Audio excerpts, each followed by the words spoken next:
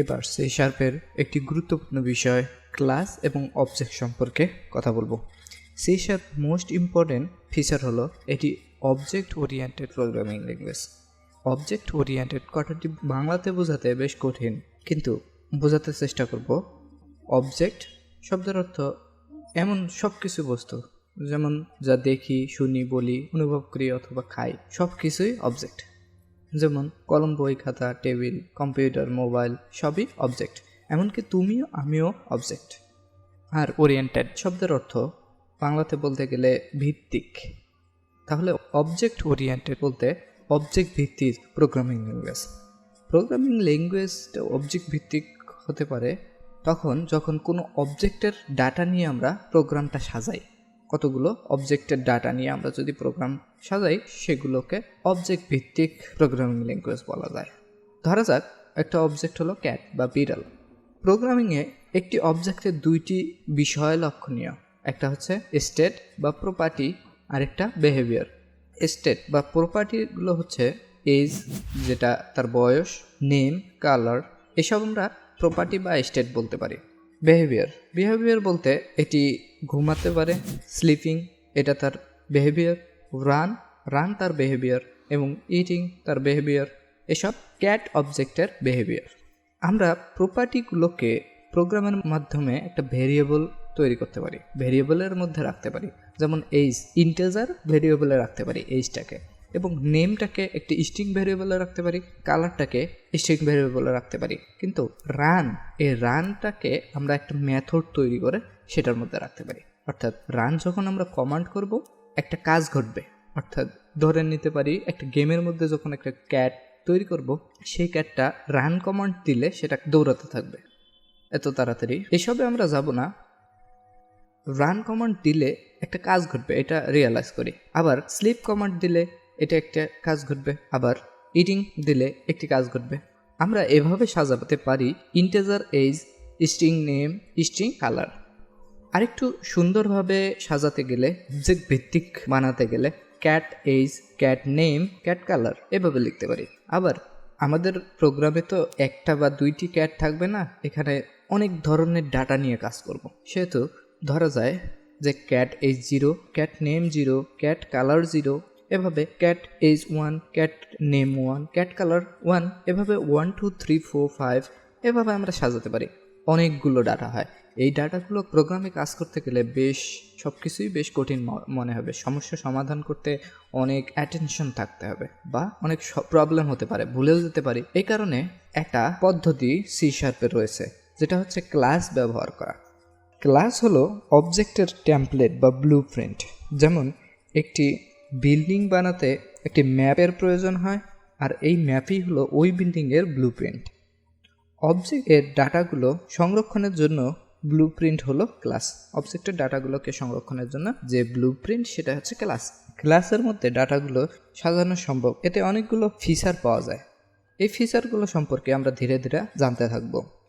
Class এবং object তৈরি। Class তৈরি করতে প্রথমে আমাদের ক্লাস কিওয়ার্ড ব্যবহার করতে হবে, এবং পরবর্তীতে ক্লাসের নাম ব্যবহার করতে হবে। এছাড়াও ক্লাসের আগে অ্যাক্সেস মডিফায়ার ব্যবহার করা হয়। এই অ্যাক্সেস মডিফায়ার ব্যবহার করে প্রোগ্রামের গোপনীয়তা রক্ষার জন্য। অর্থাৎ প্রোগ্রামের ডাটাগুলোকে কোত্থেকে অ্যাক্সেস করবে, কারা অ্যাক্সেস করবে, কোন প্রোগ্রামগুলো থেকে এটাকে অ্যাক্সেস করবে। অ্যাক্সেস করতে বোঝাতে এর ডাটাগুলোকে আমরা রিড করতে পারবো, অর্থাৎ প্রিন্ট করতে পারবো, আবার সেটও করে দিতে পারবো। এটাই হলো অ্যাক্সেস করার। এই অ্যাক্সেস মডিফায়ার নানা ধরনের হয়। সি শার্পে অনেকগুলো অ্যাক্সেস মডিফায়ার আছে, তার মধ্যে গুরুত্বপূর্ণ হচ্ছে পাবলিক, প্রাইভেট অ্যান্ড প্রোটেক্টেড। এই সম্পর্কে আমরা পরবর্তীতে ধারণা লাভ করব। এখন আমরা পাবলিক মডিফায়ার নিয়ে কাজ করব। পাবলিক মডিফায়ার হচ্ছে কোডের যে কোনো স্থান থেকে এটাকে অ্যাক্সেস করা যায়, অর্থাৎ রিড রাইট করা সম্ভব। ক্লাস কিওয়ার্ড ব্যবহার করে ক্লাসের ডিক্লারেশন করা হয়। তারপর ক্লাসের নাম হিসেবে একটি আইডেন্টিফায়ার নির্ধারণ করে দিতে হয়, আর এই আইডেন্টিফায়ার হয় ক্লাসের নাম।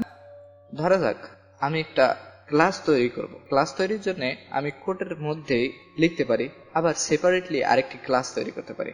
নতুন ক্লাস তৈরি করতে নতুন আলাদা ফাইলেও তৈরি করতে পারি, এখানে করতে পারি। আমি ক্লাস কিওয়ার্ড দিয়ে শুরু করলাম, এখানে অ্যাক্সেস মডিফায়ার ব্যবহার করলাম না, কারণ অ্যাক্সেস মডিফায়ার না ব্যবহার করলে এটি অটোমেটিক একটা মডিফায়ার সিলেকশন করে দেয়। ধরলাম ক্যাট নামের একটি ক্লাস তৈরি করলাম। কার্লি ব্র্যাকেটের মধ্যে আমি ক্লাসের সকল ডাটা লিখব। এখানে ক্লাস তৈরি করা সম্ভব। আবার ক্লাস তৈরি করতে আমি নতুন ফাইল তৈরি করতে পারি। এখান থেকে প্রজেক্ট অ্যাড ক্লাসের মধ্যে আমি ক্লাস তৈরি করতে পারি। ক্লাসের নাম হিসেবে এখানে দিতে হবে ক্লাসের নাম দিলাম ক্যাট এবং অ্যাডিটিভ।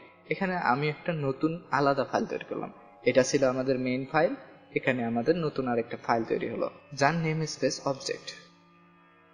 এখানে আলাদা একটি ক্লাস তৈরি হয়েছে। ক্লাসের মধ্যে ডাটাগুলো আমরা লিখতে পারি, ডাটাগুলো রাখতে পারি।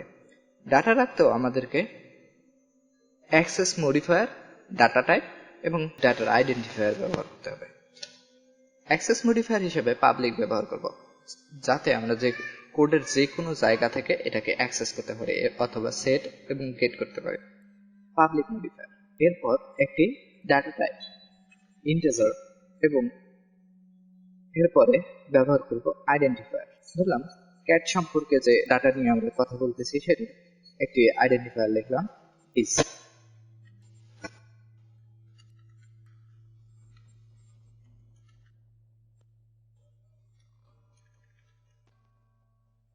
আমি ক্যাট ক্লাসের মধ্যে একটি পাবলিক ভেরিয়েবল দিলাম, তা হচ্ছে এস প্লাস নেম প্লাস। এবার অবজেক্ট তৈরি করলাম। অবজেক্ট তৈরি করতে আমাদের ওই ক্লাসটাকে ব্যবহার করতে হবে। ক্লাসটা অটোমেটিক আমাদের প্রজেক্টের আওতায় আছে। এখন তৈরি করতে গেলে আমাকে ডাটা টাইপের মতো ক্লাসের নামটা ব্যবহার করতে হবে। ডাটা টাইপের মতো আমাদের ক্লাসের নাম ছিল ক্যাট। ক্যারেক্টিভ এখানে ডাটা টাইপের মতো ব্যবহার হচ্ছে। এরপর আমাকে একটা আইডেন্টিফায়ার নির্ধারণ করতে হবে। ধরি এটা পেট। এবার অবজেক্ট তৈরির পালা। অবজেক্ট তৈরি করতে আমাকে নিউ কিওয়ার্ডটি ব্যবহার করতে হবে। নিউ। এবার আবার ক্লাস নাম দিয়ে অবজেক্ট তৈরি করতে হবে। এখানে আমার একটা পেট নামের অবজেক্ট তৈরি হয়ে গেল। আমি এই পেট নামের অবজেক্টটি ব্যবহার করেই এর এজ নির্ধারণ করে দিতে পারি।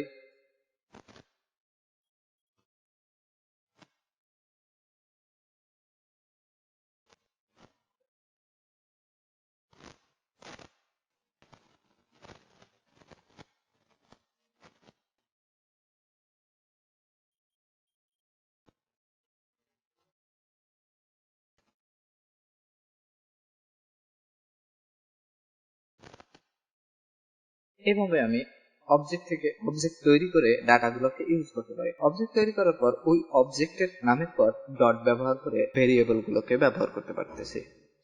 এটি হচ্ছে অবজেক্ট তৈরি করার নিয়ম। আউটপুটে দেখতে পাবো cat is red, age is 5, it name খুশি। এভাবে আমি একটি অবজেক্ট তৈরি করতে পারি। অবজেক্ট তৈরি করার পর আমি যদি অন্য আরেকটি অবজেক্ট তৈরি করি তাকে আমি নানাভাবে লিখতে পারি। ধরলাম ক্যাটের একটি অবজেক্ট তৈরি করলাম, সে অবজেক্টটাকে 2 নম্বর পেটের মধ্যেই রেখে দিতে পারলাম। এই অবজেক্টটাকে নানাভাবে কন্ট্রোল করতে পারি। নিউ অবজেক্ট বিল্ড করি, সে অবজেক্টটাকে নতুন একটি অবজেক্টের কাছে রাখতে পারবো। আবার নতুন একটি অবজেক্ট ক্রিয়েট করে আবার পুনরায় পূর্বের অবজেক্টে রাখতে পারবো। এটি সম্ভব। এভাবে আমরা অবজেক্ট ক্রিয়েট করতে পারি। আর অবজেক্টের ডাটাগুলোকে পড়তে অবশ্যই object name dot variable name, যাকে বলা হয় প্রপার্টি, ডট প্রপার্টি। মেথড ব্যবহার করা। ক্লাসের মেথডগুলো ব্যবহার করব তখন এখানে অ্যাক্সেস মডিফায়ার, রিটার্ন টাইপ এবং মেথডের নাম ব্যবহার করতে হবে এবং প্যারামিটার লিস্ট তো থাকবে। মেথড তৈরি করতে আমাকে পুনরায় ক্লাসে ফেরত যেতে হবে। ক্লাসের মধ্যে ক্যাট ক্লাসের মধ্যে আমাকে মেথড তৈরি করতে হবে। মেথডের জন্য পাবলিক, আমি চাই এর কোনো রিটার্ন টাইপ থাকবে না, তাই ভয়েড, এবং মেথডের নাম রান নামের একটা মেথড করলাম। এই মেথডের যখন আমরা কল করব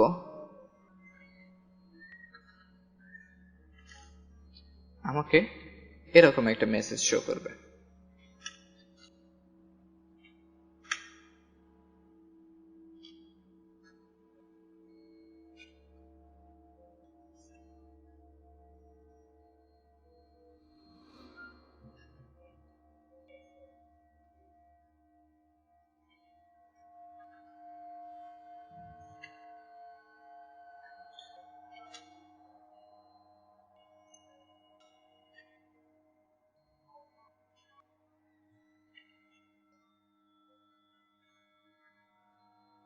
ক্যাটের মধ্যে আমি কতগুলো মেথড সেট করলাম। মেথডগুলো হচ্ছে রান, স্লিপ এবং ইট। এবার মেথড থেকে ক্লাস থেকে নতুন একটা অবজেক্ট তৈরি করলাম। অবজেক্টের কয়েকটি ইনিশিয়াল ভ্যালু সেট করে দিলাম, যার h3, পুশি এবং হোয়াইট। আমি চাইলে ওই ফাংশনগুলোকে কল করতে পারি। ফাংশনগুলো বা মেথডগুলো কল করতে pet ডট এবং ফাংশন কল ধরলাম রান। রান কল করার সাথে সাথে আমাকে আউটপুট দেবে রানিং প্রসেস সম্পূর্ণ হবে।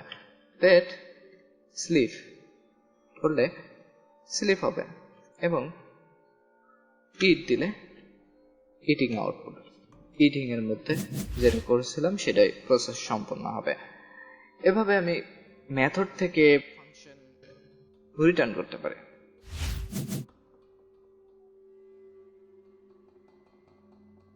আমি আরেকটি মেথড তৈরি করি যেটার মাধ্যমে আমি ক্যাটের ইনফরমেশন গুলো পাবো।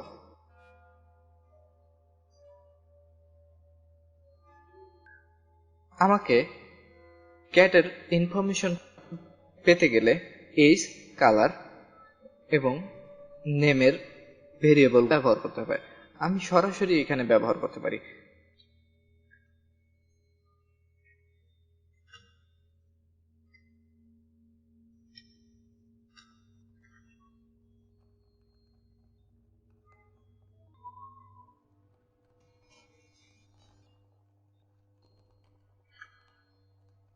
এখন যদি ক্যাটের অবজেক্ট থেকে আমি ওই ফাংশনটাকে কল করি, গেট ইনফো নামের ফাংশনটাকে কল করি, আমাকে ওই বিষয়গুলো শো করবে। অর্থাৎ ক্যাট নেম পুশি, h3 এবং কালার হোয়াইট। আমি চাইলে এর মধ্যে আর্গুমেন্ট ব্যবহার করতে পারি। আমি মেথডগুলোকে অবশ্যই প্যারামিটার আর্গুমেন্ট পাস করতে পারি এবং রিটার্ন পেতেও পারি। এই প্রক্রিয়াই হলো মেথড। এবার আসি কনস্ট্রাক্টর। যখন আমি একটি অবজেক্ট তৈরি করব, সাথে সাথে আমাকে একটা ক্লাসের একটি মেথড কল করবে, যেটা ক্লাসের মধ্যে দেওয়াই থাকবে। সেটাই হবে কনস্ট্রাক্টর। আর কনস্ট্রাক্টর কোনো রিটার্ন টাইপ থাকবে না। কনস্ট্রাক্টর তৈরি করতে গেলে এর অ্যাক্সেস মডিফায়ার ক্লাস নেম, যেই ক্লাস আমরা কাজ করতেছি সেই ক্লাস নেমই আমাকে কল করতে হবে।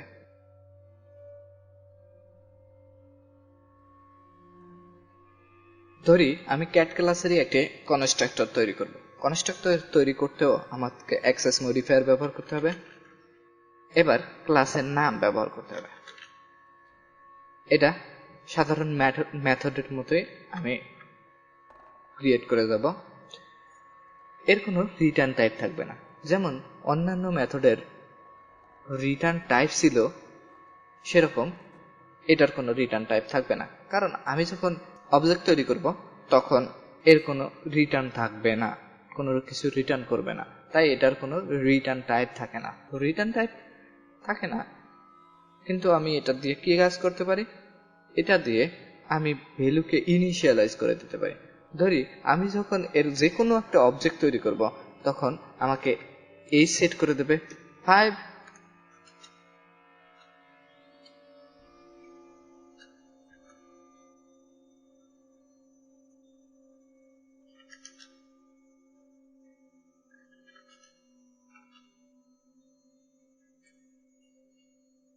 আমি যখন যে কোনো একটি অবজেক্ট তৈরি করে ফেলবো, সাথে সাথে কতগুলো ইনিশিয়াল ভ্যালু তৈরি হয়ে যাবে।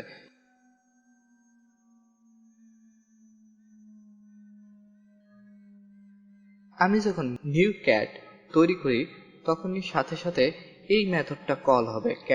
ক্যাটের যে মেথডটা সেটাই কল হবে, আর এটাকেই বলা হয় কনস্ট্রাক্টর।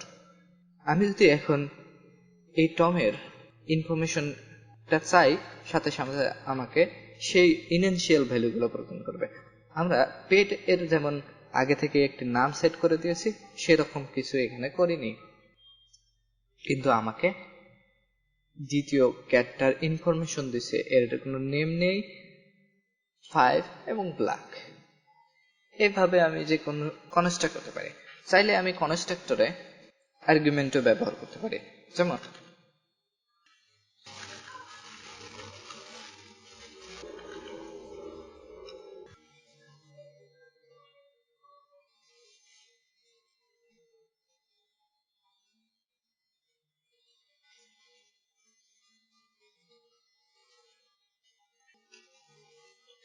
যখন আমি আর্গুমেন্ট ব্যবহার করব, অবজেক্ট তৈরির সাথে সাথে আমাকে এই আর্গুমেন্টগুলো ফুলফিল করতে হবে।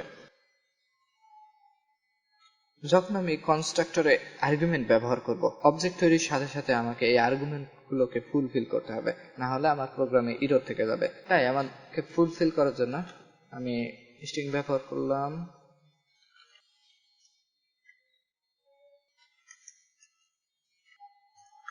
এবার সেই অবজেক্টটা যদি আমি ইনফরমেশন করি, তাহলে আমাকে সেই ইনফরমেশনগুলো দিবে যা আমি ইনিশিয়াল হিসেবে সেট করেছিলাম, যা নিউ অবজেক্ট তৈরির সময় ব্যবহার করেছিলাম। Name Tom age 5 and black and white। আমরা আরেকটা বিষয় রিভাইজ করে আসি, নিউ অপারেটর রিভাইজ। আমরা দেখলাম অবজেক্ট সময় আমি নিউ ব্যবহার করে থাকি।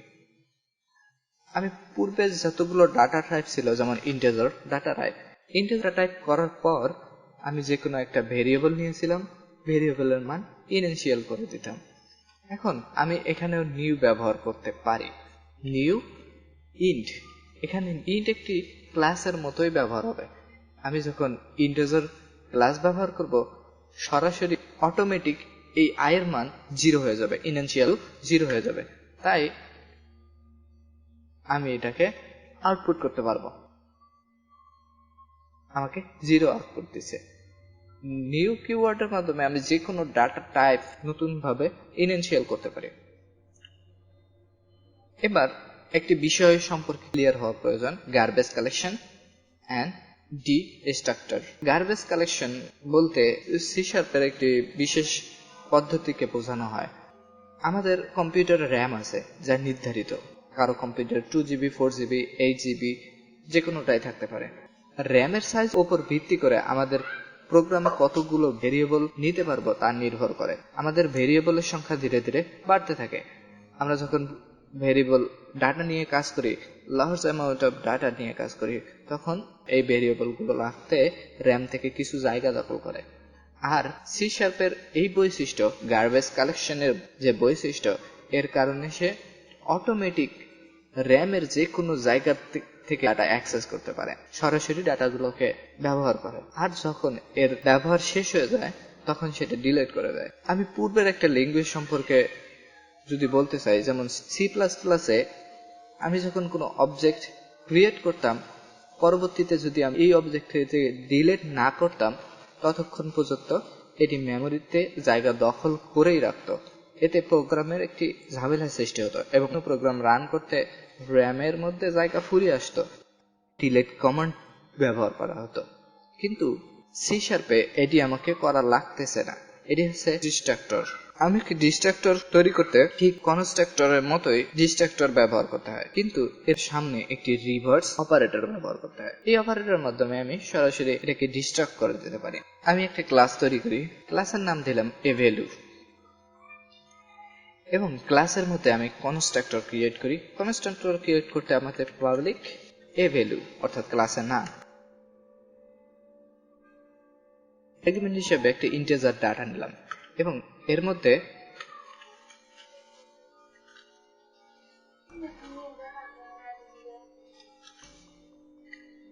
ইন্টিজার হিসেবে একটা আই ভেরিয়েবল নিলাম। কনস্ট্রাক্টর তৈরি করার পর এই আয়ের মানটা এখানে রেখে দেব। এখানে উল্লেখ্য যে আমি আরেকটি অপারেটর ব্যবহার করতে চাচ্ছি।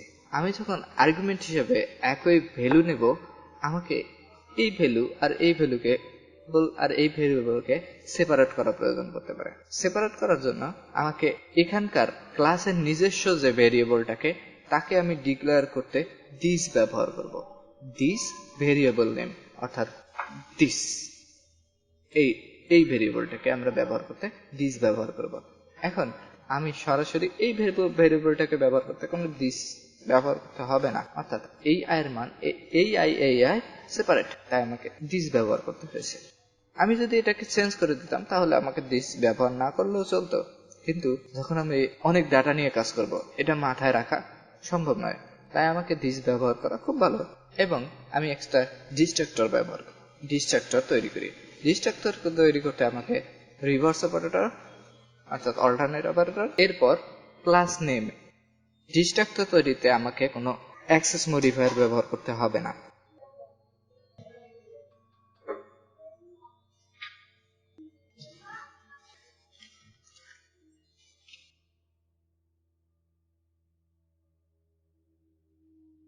জেনারেট নামে আরেকটা নতুন মেথড তৈরি করলাম, যে মেথডটা ওই ক্লাসের একটি নতুন অবজেক্ট তৈরি করবে এবং একটি মান রাখবে। যেমন ধরি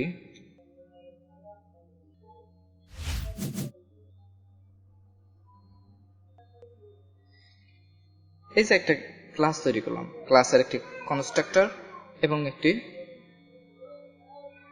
ডিস্ট্রাক্টর তৈরি করেছি এবং আরেকটি মেথড তৈরি করেছি, যে মেথডটা ওই ক্লাসেরই একটা নতুন অবজেক্ট তৈরি করবে।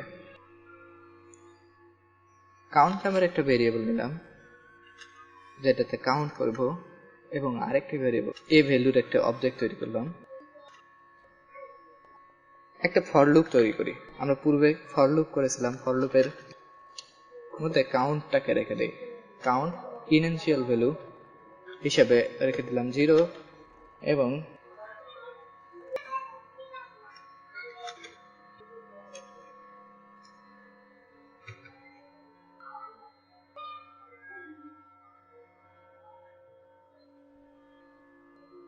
একটা ফর লুপে আমি 10,000 পর্যন্ত একটা মানকে ইনক্রিজ করলাম।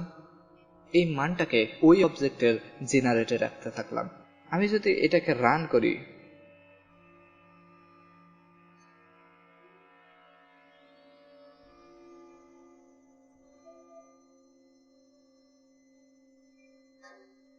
রান করার পর আমি দেখতে পাচ্ছি যে এর মানগুলো কিভাবে কাজ করছে।